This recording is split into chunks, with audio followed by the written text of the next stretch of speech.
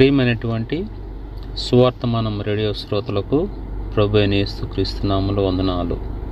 Hebron Australia నుండి వెలువడుతున్నటువంటి ఈ యొక్క వర్తమానమును మీరందరూ కూడా విని ప్రభునందు మేలు పొందాలని, ప్రభునందు సంతోషించాలని తలొస్తుంటున్నాము. మీ పక్షంగా మా ప్రార్థనలు ఏమంటే, కృపగలిగిన దేవుడు, కృపా సమృద్ధి కలిగిన దేవుడు ఆయన కృపతో మిమ్మల్ని నడిపించునుగాక. ఆయన సన్నిధి కాంతి మీ మీద ప్రసరింపజేయునుగాక. ఆ మహిమగల దేవుడు మీతో ఉండి మిమ్మల్ని ఆవరించి నడిపించునుగాక. ఈ సమయంలో చిన్న ప్రార్థన చేసుకొని మనము దేవుని యొక్క లేఖన భాగాలని విందాం. ప్రియమైనటువంటి వాళ్ళారా, మీరందరూ కూడా ప్రభునందు సంతోషిస్తున్నారని స్తుతిస్తుంటున్నాం. దేవుడు ఈ విధంగా మరొకసారి ఆయన యొక్క లేఖన భాగాల్ని ధ్యానించడానికి మన అందరిని కూడా తీసుకొచ్చిన దాన్ని బట్టి ఆయనకు వందనాలు, ఆయనకు కృతజ్ఞతలు, ఆయనకు ఎనలేనటువంటి మహిమ ఆరోపిస్తుంటున్నాం. ఈ సమయంలో ప్రార్థన చేసుకుందాం. కృపగల దేవా, నమ్మకమైన తండ్రి, మీకు మేలన స్వరం, మధుర స్వరం మాకు వినిపించండి, సహాయపడండి. కలువరి స్వరాన్ని మాకు వినిపించండి ప్రభా. వినగలిగే చెవుల్ని, గ్రహించగల హృదయాన్ని మాకు అనుగ్రహించండి ప్రభా. మీరు మాట్లాడితే మాకు నెమ్మది, మీరు మాట్లాడితే మాకు సంతోషం, మీరు మాట్లాడితే మాకు ప్రోత్సాహం, మీరు మాట్లాడితే మా జీవితాలు తాజాదనంతో నింపబడతాయి ప్రభా. మీరే కృప చూపాలని కోరుకుంటున్నాం అయ్యా. నా తండ్రి, మేము బలహీనం అని ఒప్పుకుంటున్నాం కాబట్టి బలవంతుడైనటువంటి దేవుని యొద్దకు వచ్చున్నాం. బలవంతుడైనటువంటి దేవుని యొక్క పాదాల దగ్గర ఉంటున్నాం. సహాయపడండి, కనికరించండి. యేసు జీంగల నామంలో అడిగి ప్రార్థించి వేడుకొనుచున్నాం తండ్రి, ఆమేన్. ప్రియమైన వారులారా, లూకా సువార్త 12వ అధ్యాయం 22వ వచనం నుంచి లేకుంటే 21వ వచనం నుంచి చూద్దాము. గత వారం ఈ యొక్క ఒక ధనవంతుడి గురించి మాట్లాడుతూ వచ్చాం. తను పంట పండిన తర్వాత ఏ విధంగా తన ప్రాణంతో అత్యధికమైన పంట పండినప్పుడు తను ఊహించిన దానికంటే, తను ఆలోచించిన దానికంటే ఎక్కువ పంట పండటం వలన తన ఆలోచన విధానం ఏ విధంగా ఉండెను, తను ఏ విధంగా తన ప్రాణంతో మాట్లాడుకుంటూ వచ్చాడో మనం విన్నాం. అయితే అక్కడ నుంచి ఇంకొక మాట చెప్పాలనుకుంటున్నాను.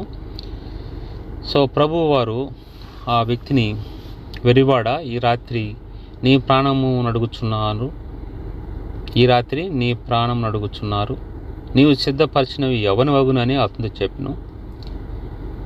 ఆ తర్వాత కంటిన్యూషన్లో ఈ విధంగా ఉంది. దేవుని ఎడల ధనవంతుడు కాక తన కొరకే సమకూర్చుకొనివాడు అలాగుననే ఉండునని చెప్పెను. ఎలాగున? అలాగున. ఎలాగంటే వెర్రివాడు వలె ఉంటాడు. వెర్రివాడు ఏం చేస్తాడు? దేవుని జ్ఞాపం చేసుకోకుండా, దేవునికి మహిమ రాకుండా, దేవుని పేరు ప్రస్తావన లేకుండా, దేవుడు అనే మాట లేకుండా తను ఆ విధంగా సొంత ఆలోచన చేస్తాడు. తను సొంతగా మాట్లాడుకుంటాడు, అంటే తనకు తానే మాట్లాడుకుంటాడు. తను స్వార్థం కలిగి నడుస్తూ ఉంటాడు, స్వార్థం కలిగి మాట్లాడుకుంటూ ఉంటాడు. దేవుని యొక్క భయం కలిగిన వ్యక్తి, దేవుని సహాయం లేకపోతే మనం ఏం చేయలేము అని ఎరిగిన వ్యక్తి దేవుని జ్ఞాపం చేసుకుంటాడు.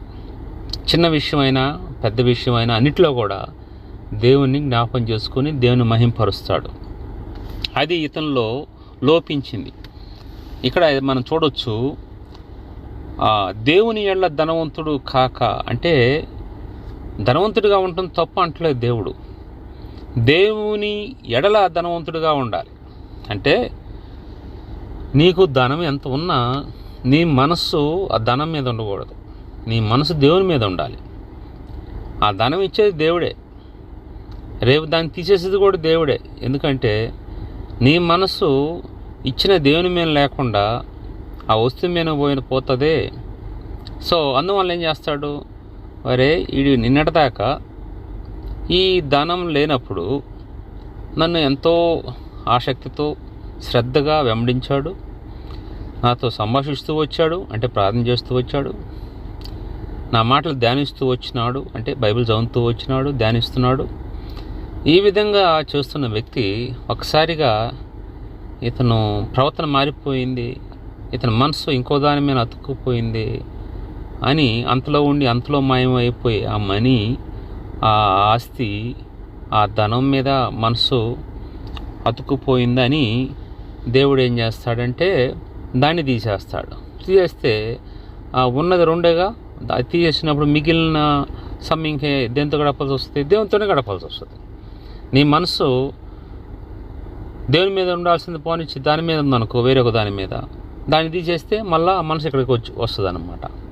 అది చాలా సామాన్యమైనటువంటి విధానం. సో ఇక్కడ దేవుడు నువ్వు ధనవంతుడిగా ఉండొద్దు అని అంటలేదు. ధనవంతుడిగా ఉండు, దేవుని ఏళ్ళ ధనవంతుడిగా ఉండు. కాకపోతే ధనాన్ని ఎక్కువ దాని మీద మనసు పెట్టుకోవద్దు, దేవుని మీద మనసు పెట్టుకో, ఆ ఇచ్చిన ఆయన జ్ఞాపం చేసుకో అనేది మనం అర్థం చేసుకోవాలి. దేవుని ఏళ్ళ ధనవంతుడు కాక తన కొరకే సమకూర్చుకునేవాడు అలాగనే విన్నును. ఎలాగనంటే ఆ వెరివాని వలె ఉంటాడు, ఆ వెరివాని వలె మాట్లాడుకుంటాడు, వెరివాని వలె ప్రణాళికలు వేసుకుంటాడు, ఆ వెరివాని వలె దేవునికి వేరుగా ఉండి జీవించడానికి ఇష్టపడతాడు, నడుచుకోవడానికి ఇష్టపడతాడు. కాబట్టి మనము ఎవరి వలన ధనవంతులుగా ఉంటున్నామో జ్ఞాపకం చేసుకోవాలి. దేవుని వలన, దేవుని ఎడల ధనవంతులుగా ఉంటున్నామా, లేకుంటే దేవునికి వ్యతిరేకంగా ధనవంతుడిగా ఉండాలని ఆశపడతా ఉన్నామా, మరొక లోక పద్ధతుల్లో మనం కావాలనుకుంటున్నామా అని ఆలోచించాలి. సో 22వ వచనం చూస్తే, అంతటా ఆయన తన శిష్యులతో ఇట్లనెను, ఈ హేతుల చేత మీరు ఏమి తిందుమో అని మీ ప్రాణమును గూర్చైనను, ఏమి ధరించుకుందుమో అని మీ దేహాన్ని గూర్చైనను చింతింపకుడి. సహజంగా ప్రజలు చింతించే విధానము, చింతించే కారణం ఏదేది ఉంటుందంటే, సో ఏమి తిందామా, ఏమి ధరించుకుందామా అన్న దాని మీద ఎక్కువ ఉంటుంది. రేపు పరిస్థితి ఏంటి, మన పరిస్థితి ఇట్లా ఉంది, ఈ విధంగా ఉంది, ఇక్కడ ఈ విధంగా నడుస్తూ ఉన్నాయి, వాతావరణం ఈ విధంగా ఉంది, బయట మార్పులు ఈ విధంగా వస్తూ ఉన్నాయి, రిసెషన్ అంట, ఆ కష్టం వస్తుందంట, ఆ తెగులు అంటే ఎన్నో అన్నిటిని జ్ఞాపం చేసుకొని, సో మనకి ఎట్లా గడుస్తుంది, ఎట్లా నడుస్తుంది అనే ఆలోచనలు ఎక్కువగా మనల్ని దేవుని నుంచి, లేకుంటే మనల్ని ఎక్కువగా చింతపడే విధంగా చేస్తాయి. దేవుడు ఏమంటున్నాడంటే, మీరు చింతపడకూడదు వాటి విషయాల్లో. ఏమి తిందామా, ఏమి ధరించుకుందామా చింతపడొద్దు అని దేవుడు చెప్తా ఉన్నాడు. 23కు వచ్చిన తర్వాత 23వ వచనంలో, ఆహారము కంటే ప్రాణమును, వస్త్రము కంటే దేహమును గొప్పవి కావా. ఆహారం కంటే ప్రాణం, వస్త్రము కంటే దేహము. ఇది చూడండి, ఇక్కడ ఆహారం ఉంది, ప్రాణం ఉంది, ఈ రెండింటికి పోలుస్తూ ఉన్నాడు. వస్త్రానికి, దేహానికి పోలుస్తూ ఉన్నాడు. ఆహారం దేని కొరకు కావాలి? జీవించడానికి కావాలి. వస్త్రం దేనికి కావాలి? దేహాన్ని కప్పుకోవడానికి కావాలి. ఇప్పుడు దేహాన్ని ఇచ్చిన ఆయన, ఆ దేహంలో ప్రాణాన్ని ఉంచిన ఆయన, ఆ ప్రాణం నిలిచి ఉండటానికి ఆహారం ఇవ్వలేడా? లేకుంటే ప్రాణము ఉంచిన ఆయన ఆ ప్రాణం నిలిచి ఉండటానికి ఆహారాన్ని ఇవ్వలేడా? దేహాన్ని ఇచ్చిన ఆయన దేహాన్ని కప్పుకోవటానికి వస్త్రాలు ఇవ్వడా? ఎంతో విలువైనటువంటి దేహాన్ని కప్పడానికి వస్త్రాలు ఇవ్వకుండా ఉంటాడా? విలువైన దేహాన్ని ఇచ్చినప్పుడు వస్త్రాలు ఇవ్వకుండా ఉంటాడా? అయితే విలువైన ప్రాణాన్ని ఉంచినప్పుడు ఆహారాన్ని ఇవ్వకుంటాడా? అంటే విలువైనవి ఆయన ఇచ్చినప్పుడు విలువలేని ఎంత ఇవ్వకుండా ఉంటాడా? సో అందువల్ల మీరు చింతపడొద్దయ్యా, మీకు ప్రాణం అనేది ఎంతో విలువైంది, ఆ ప్రాణాన్ని కాపాడుకోవటానికి శతవిధాల ప్రయత్నిస్తూ ఉంటారు. ఇక్కడ హాస్పిటల్, అక్కడ hospital, super speciality, multi speciality, ఎన్నెన్నో పేర్లు చెప్పేసి ఆ ప్రాణం కాపాడుకోవడానికి ప్రయాసపడుతూ ఉంటారు. ఆ ప్రాణాన్ని అంత విలువైనటువంటి ప్రాణాన్నే దేవుడు ఇచ్చినప్పుడు ఆ ప్రాణాన్ని నిలుపుకోవడానికి ఆహారం ఇవ్వలేడా? ఒకసారి ఆలోచించండి. ఇప్పుడు ఈ దేహాన్ని చూసినప్పుడు ఒక్కొక్క రకమైన దేహాలతో ఉంటారు. సో ఆకారాలు ఎంత సైజు ఉన్నా కూడా అంత గొప్ప ఒక మంచి రూపాన్ని దేవుడు ఇచ్చినప్పుడు దానికి వస్త్రాన్ని ఇవ్వకుండా ఉంటాడా? అంత విలువైన దేహాన్ని ఇచ్చినప్పుడు వస్త్రాన్ని ఇవ్వకుండా ఉంటాడా? కాబట్టి ఈ దినాల్లో ఇంకా వస్త్రాలు అంటే పెద్ద పెద్ద వస్త్రాలు కూడా అవసరంలే. ఇప్పుడు వస్త్రాలు కూడా తక్కువే కదా, తక్కువే వాడుతూ ఉన్నారు కదా. ఈ ఉన్నటువంటి ట్రెండ్ అని అదని ఇదని ఉన్న వస్త్రాల నుంచి చేసుకుంటున్నారు. అప్పటి దినాల్లో వస్త్రము ఎక్కువ కావాల్సి వచ్చేది. ఇప్పుడు పేలికలు, మసిగొడ్లు వేసుకుంటున్నారు. మసిగొడ్లు లాంటి పేలికలు వాడుతూ ఉన్నారు. చినిగిపోయినవి ఉంటాయి, ఎన్నెన్నో. సో తక్కువ వస్త్రం. సో కాబట్టి వస్త్రం ఇవ్వకుండా ఉంటాడా అంటే నేను మామూలుగా అంటున్నాను, కానీ ప్రస్తుతం ఉన్నటువంటి పరిస్థితులను బట్టి ఆ విధంగా చెప్తూ ఉన్నాను. కానీ మన దేహాన్ని కప్పుకోవడానికి ఆయన వస్త్రాన్ని ఇస్తాడు. కానీ ఎంత వస్త్రం వేసుకోవాలనేది నువ్వు నిర్ణయించుకోవాలి. ఎంతవరకు కప్పుకోవాలనేది నువ్వు నిర్ణయించుకోవాలి. దేవుడు చూస్తూ ఉన్నాడు, వింటూ ఉన్నాడు. ఆయనకి ఏది మరుగై ఉండలేదు. కాబట్టి మన ప్రవర్తన అనేది చక్కగా ఉంచుకోవాలి. ఇక్కడ ఆయన శ్రేష్టమైనవి విలువైన ఇచ్చినప్పుడు విలువలేని ఇవ్వటం, తక్కువ విలువన్న ఇవ్వటం పెద్ద కష్టమేమి కాదు. అందుకని ఇక్కడ కొన్ని పక్షులను గుర్తు చేసుకుంటున్నాడు. 24వ వచనంలో కాకుల సంగతి విచారించుడి, జాగ్రత్తగా పరిశీలించండి కాకుల గురించి అంటున్నాడు. అవి విత్తవు, కోయవు, వాటికి గరిసె లేదు, కొట్టు లేదు, అయినను దేవుడు వాటిని పోషించున్నాడు. మీరు పక్షుల కంటే ఎంతో శ్రేష్ఠులు. ఇక్కడ కొన్ని చిన్న జీవులను చూపిస్తూ ఉన్నాడు. కాకుల సంగతి విచారించండి అయ్యా, మీరు వాటిని గురించి ఎంక్వైరీ చేయండి, వాటిని బాగా గమనించండి. వాటిని కాకుల గురించి ఏం చేస్తాయి, వాటికి ఎన్ని బ్యాంకు అకౌంట్లు ఉన్నాయి, ఎన్ని ఎకరాల పొలం ఉంది, వాటికి ఎన్ని తోటలు ఉన్నాయో విచారించి తెలుసుకోండి. వాటికి ఎన్ని గోడౌన్స్ ఉన్నాయో ఈ యొక్క ధాన్యాలని నిల్వ చేసుకోవటానికి అన్నీ వివరించండి, విచారించండి. అవి విత్తవు. చూశారు ఎప్పుడన్నా అవి పొలానికి వెళ్ళి విత్తనాలు విత్తటం, అట్లా నారు పోయటం అనేది చూసారా? సో కోయవు. పంటలు కొంత సమయం పంట చేతికి వచ్చినప్పుడు రైతు కూలీలను తీసుకెళ్ళి పంట కోస్తాడు. ఏనాన్న ఆ కూలీలతో వెళ్ళి కాకులు కోయటం చూసారా? విత్తనాలు నాటుతున్నప్పుడు కూలీలతో వెళ్ళి కాకులు విత్తనాలు నాటడం అనేది చూసారా? కాబట్టి అవి విత్తవు, కోయవు. సో విత్తవు, కోయవు కాబట్టి వాటికి ఏదైనా నష్టం, వాటికి ఏమైనా తక్కువ అవుతుందా? వాటికి గరిసె లేదు. అంటే బహుశా వాటికి నిల్వ ఉంచుకోవడానికి స్టోర్ హౌస్లు లేవు. అటువంటి పరిస్థితులు అది ఉంటే ఆ కాకి ఎంతదండి? కాకి దాని ఆకారం ఎంత? మనిషి సైజులో ఎంత ఉంటుంది ఆ కాకి? దానికి ఏ రూపం ఉంది? కాకి రూపం. కాకిని ఏమన్నా దేవుడు తన రూపంలో తన పోలు చొప్పున ఏమన్నా నిర్మించాడా? కాకిని దేవుడు అగునుగా కంటే అయింది అంతే.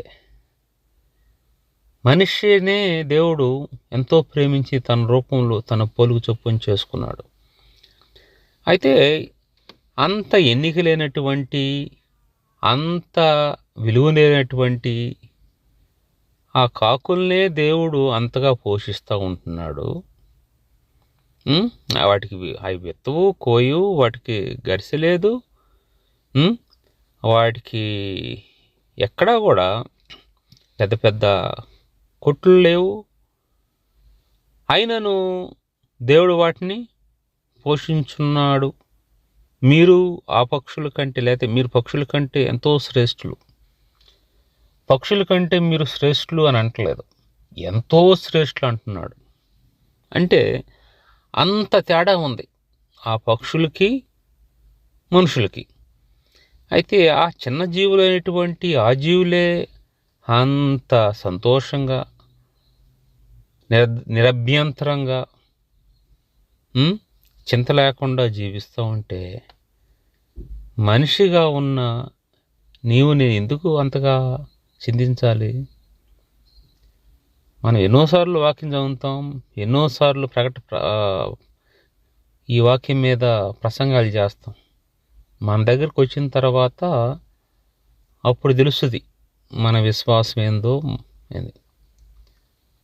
ఎన్నో విధాలుగా చెప్తారు, గంటల తరబడి మాట్లాడతారు, ధ్యానిస్తారు. తీరా ప్రాక్టికల్గా మన జీవితంలోకి వచ్చినప్పుడు అసలు లోకస్తుల కంటే మనం ఎక్కువ చింతిస్తాం, లోకస్తుల కంటే ఎక్కువగా బాధపడతాం, లోకస్తుల కంటే ఎక్కువగా చాలా నిరాశపడిపోతాం, అంతగా అయిపోతాం. కాబట్టి మనం ఈ సత్యాన్ని గమనించాలి. పక్షుల కంటే ఎంతో శ్రేష్ఠులు. ఈ నా మాటలు కాదండి, దేవుని మాటలు. దేవుడు మనతో అంటున్నాడు, మనతో వ్యక్తిగతంగా, నాతోనూ మీతోనూ అందరితో అంటున్న మాటలు ఏంటంటే, మీరు ఆ పక్షుల కంటే ఎంతో శ్రేష్ఠులయ్యా. ఈ విషయం మీకు గుర్తుందా? అసలు ఈ విషయం బహుశా మీరు మర్చిపోయినట్టున్నారు. మీకు గుర్తుంటే మీరు చింతించరు. గుర్తులేదు కాబట్టి, వాక్యం మీలో లేదు కాబట్టి, అందుకని మీరు చింతిస్తున్నారు. కాబట్టి ఒక విషయం గుర్తుపెట్టుకోండి, మీరు ఎంతో శ్రేష్ఠులు, ఆ పక్షుల కంటే ఎంతో శ్రేష్ఠులు. కాబట్టి మిమ్మల్ని పోషించే బాధ్యత అనేది నాది. నేను వాటిని పోషిస్తున్నప్పుడు మిమ్మల్ని పోషించుకుంటానా? తక్కువ విలువైనటువంటి, లేకుంటే అంత విలువైనటువంటి ఆ పక్షుల్ని నేను పోషిస్తూ ఉంటే, ఎంతో ప్రేమతో మనసు పెట్టి ఇష్టపూర్వకంగా చేసుకున్న నిన్ను నేను పోషించుకుని ఉంటానా? మిమ్మల్ని నేను పోషించుకుని ఉంటానా అని దేవుడు నీతో నాతో తెలియజేస్తూ ఉన్నాడు. చెవులు కలవాడు ఆత్మ చెప్పుచున్న మాట వినుగాక అని ప్రకటన గ్రంథంలో ఉంటుంది. కాబట్టి మనకు చెవులు ఉంటే, ఏం చెవులు? శారీరకమైన చెవులు కాదు, ఆత్మీయమైన చెవులు. అప్పుడు ఆత్మ మనతో మాట్లాడుతూ ఉంటే ఈ మాటల్ని ఆ ఆత్మ చెవులు వింటాయి. ఈ చెవులతో వింటాం, వదిలేస్తాం. కానీ ఆత్మ చెవులతో వింటే అది గుర్తుపెట్టుకుంటాం. ఆ విషయాన్ని మనం గమనించాలి. 26వ వచనం చూసినట్లయితే, 25వ వచనంలో, మరియు మీలో ఎవడు చింతించుట వలన తన ఎత్తును మూరుడెక్కువ చేసుకొనగలడు? చింతించటం వలన తన ఎత్తును మూరుడెక్కువ చేసుకొనగలడు. ఇప్పుడు చింత గురించి మాట్లాడుతూ ఉన్నాడు కదా, కాకుల గురించి మాట్లాడి మీరు చింతపడొద్దు అంటున్నాడు. ఒకవేళ నువ్వు దేవుడు చెప్పిన మాటలు నీకు బుర్రకు ఎక్కలేదు, నీ మనసులో రాలేదు, నువ్వు నాకు ఆ కాకుల వ్యవహారం వద్దు, నేను చింతిస్తాను, నా చింత నేనేం భరిస్తాను అని అంటే, నువ్వు చింతించడం ద్వారా ఏమైనా జరుగుతుంది? అసలు ఏదైనా సాధించగలుగుతావా నువ్వు చింతించి? నేను ఎత్తునున్న ఇంటికి ఊడిపోవటమే కానీ అంతకుమించి ఏం చేయలేవు. మీలో, అందుకని అంటున్నాడు, దేవుని వాక్యం ఈ విధంగా సెలవిస్తూ ఉంది, మీలో ఎవడు చింతించడం వలన తన ఎత్తును మూడు ఎక్కువ చేసుకోగలుగుతాడు? ఒకవేళ నువ్వు చింతించటం వలన నీ ఎత్తు కొంచెం పెరిగిద్ది అనుకుంటే చింతించవచ్చు. ఏం మార్పు రాదు. అంటే ఎత్తు అంటే నువ్వు చింతించడం వలన ఎటువంటి మార్పు అనేది ఉండదు. ఎటువంటి మార్పు అనేది ఉండదు. ఏదన్నా నువ్వు కోల్పోవటం తప్ప ఇంకా అటువంటి నువ్వు అది పాజిటివ్గా అభివృద్ధి పరంగా ఎటువంటి మార్పు ఉండదు నువ్వు చింతించడం వలన. సహజంగా మనుషులు వారి ప్రయత్నాలు అభివృద్ధి కావాలని చేస్తారు, కానీ వారు అభివృద్ధి లోపించాలని లేకుంటే నష్టపోవాలని చేయరు. అందుకనే నువ్వు చింతించేది నువ్వు అభివృద్ధి కావాలని చేసినప్పుడు దానివలన నీ చింత వలన నువ్వు ఏమీ చేయలేవు అని దేవుని యొక్క వాక్యం మనతో మాట్లాడుతూ ఉన్నాడు. దేవుడు తన లేఖన భాగాల ద్వారా దేవుడు మనతో మాట్లాడుతూ ఉన్నాడు. 26వ వచనం చూస్తే, కాబట్టి అన్నిటికంటే తక్కువైనవి మీ చేత కాకపోతే తక్కిన వాటిని గూర్చి మీరు చింతింపనేలా? పువ్వులు ఎలాగూ ఎదుగుచున్నవో ఆలోచించుడి. ఇక్కడ కాబట్టి అన్నిటికంటే తక్కువైనవి మీ చేత కాకపోతే చింతించొచ్చు అంటే చింతించొద్దు అని చెప్పాడు దేవుడు. నువ్వు చింతించగాకయ్యా, నువ్వు బాధపడద్దయ్యా అని దేవుడు చెప్పాడు. చెప్తే ఇది చిన్నది కదా, అది చేయడానికే నీ ఇష్టం కాకపోతే, అంటే నీకు చేత కాకపోతే తక్కిన వాటిని గురించి మీరే చింతించనేలా? ఇప్పుడు తక్కువైనవే చేయటం చేత కాకపోతే మళ్ళీ మిగిలిన తీసుకొని చేయటం దేనికి చెప్పు? మిగిలిన విషయాల్లో ఇంకేం చేయగలుగుతావు అన్నట్టుగా. సో 27వ వచనంలో అంటున్నాడు, అది 26లో చివరిలో తర్వాత అది లాస్ట్ లైన్లో, పువ్వులు ఎలాగో ఎదుగుచున్నవో ఆలోచించుడి. ఇంతకుముందు జీవం కలిగినటువంటి చిన్న పక్షులను తీసుకొచ్చాడు, ఇప్పుడు పువ్వులను తీసుకొస్తున్నాడు. ఈ పువ్వులు ఎలాగ ఎదుగుచున్నావో ఆలోచించండి అయ్యా వాటిని. అవి కష్టపడవు, వడగవు, అయినను 27వ వచనం, తన సమస్త వైభవముతో కూడిన సొలొమోను సైతము వీటిలో ఒకదాని వలనను అలంకరింపబడలేదని మీతో చెప్పుచున్నాను. గమనించండి, ఇక్కడ పువ్వులు ఎంత సుందరంగా ఉంటాయి, వాటిని చూస్తున్నప్పుడు ఎంత మంచి వాసన ఇస్తాయి, ఆ రూపం ఎంత బాగుంటుంది, ఇటువంటి రంగులు ఉంటాయి, కలర్స్ రకరకాల కలర్స్లో ఉంటాయి. వాటిని చూసినప్పుడు ఎంత బాగుందిరా అనిపిస్తుంది. అంత బాగున్నటువంటి ఆ పువ్వుల గురించి ఆలోచిస్తే వాటి దగ్గరికి పోయి అడిగి, నీకు నువ్వే తిట్టి తయారయ్యావా, నీకు నువ్వే పెయింట్ వేసుకున్నావా అందరు వేసుకున్నట్టుగా, నువ్వు ఇంత తాజాదనంతో ఉన్నావా అని దాన్ని అడిగితే అదేం చెప్పలేదు. ఎందుకంటే దాన్ని ఆ విధంగా చేసిన దేవుడు ఆ విధంగా చేశాడు. అది ఎట్లా ఉంది, అవి కష్టపడవు ఏనన్నా ఆ రూపం రావటానికి, అంత తాజాగా ఉండటానికి, అంత మంచి వాసన ఇవ్వటానికి అవి ఏమైనా కష్టపడుతున్నాయా? కష్టపడవు, వడకవు. అయినను తన సమస్త వైభవంతో కూడిన సొలొమోను సైతము, సొలొమోను అంటే ఎవరు? వైజెస్ట్ మ్యాన్, గొప్ప జ్ఞాని, రిచెస్ట్ మ్యాన్, గొప్ప ధనవంతుడు, గొప్ప జ్ఞాని, గొప్ప ధనవంతుడు, ఎంతో పేరు ప్రతిష్టలు కలిగినటువంటి, పేరు ప్రఖ్యాతి కలిగినటువంటి ఆ సొలొమోను కూడా అంట ఆ పువ్వులు ఎన్ని రకాలైతే ఉన్నాయో వాటిలో ఒక దాని వలె అలంకరింపబడలేదంటే అంత సౌందర్యంగా లేడు, అంత గొప్పగా లేడు. అంత గొప్పగా దేవుడు ఆ పువ్వుల్ని అట చేస్తే ఇక నేను ఎందుకు అంతగా ఆలోచించేది? ఎందుకు నేను మొత్తం పోయిందని, లేకుంటే ఇంకేముంది జీవితం అంతా అయిపోయింది, ఏదైనా కొన్ని సంఘటనలు జరిగినప్పుడు జీవితం అంతా అయిపోయింది ఇంకా లేదు అని ఎందుకు అనుకుంటావు చెప్పు? మేము మొట్టమొదటిగా ఇక్కడికి వచ్చినప్పుడు ఎంతో నష్టాన్ని చూసాము. ఆ నష్టాల్లో దేవుని యొక్క సన్నిధిని మేము అనుభవించాం. ఆయన తోడున్నాడు, ఆయన విడిచిపెట్టలే ఎక్కడా కూడా. ఇప్పుడు సమయం అది కొన్ని సంవత్సరాలు గడిచినాయి, అంటే సమయం వెళ్ళిపోయింది. కానీ మేమున్నాం అంటే దేవుడు మమ్మల్ని ఉంచాడు, ఎన్నో మార్పులు తీసుకొచ్చాడు. ఈనాడు ఒక స్థితిలో ఉంచాడు.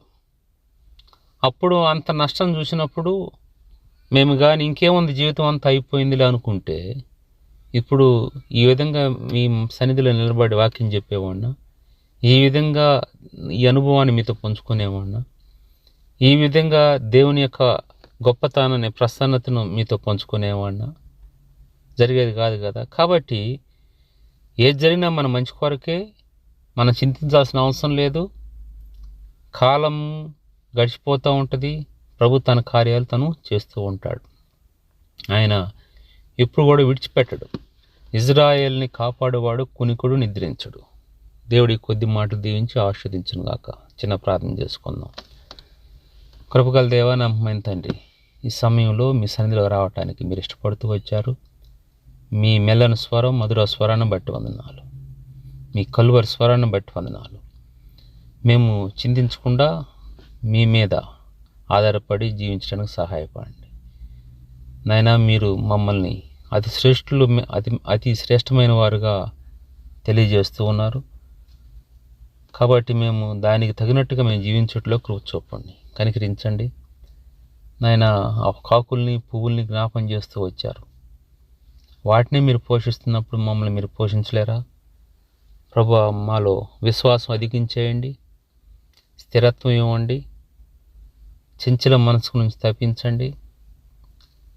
అనేకమైన నిరాశపరిచే మాటలకి చెవునివ్వకుండా ఆత్మీయ చెవులతో మేము ఆత్మ చెప్పుచున్న మాట, ఆత్మ సంఘంతో చెప్పుచున్న మాట చెవి గలవాడు ఎన్నుగా కన్నట్టుగా మేము ఆత్మీయ చెవులతో వినగలటానికై సహాయపడండి. మీ కృపగల నష్టాలకు అప్పగించుకుంటున్నాం.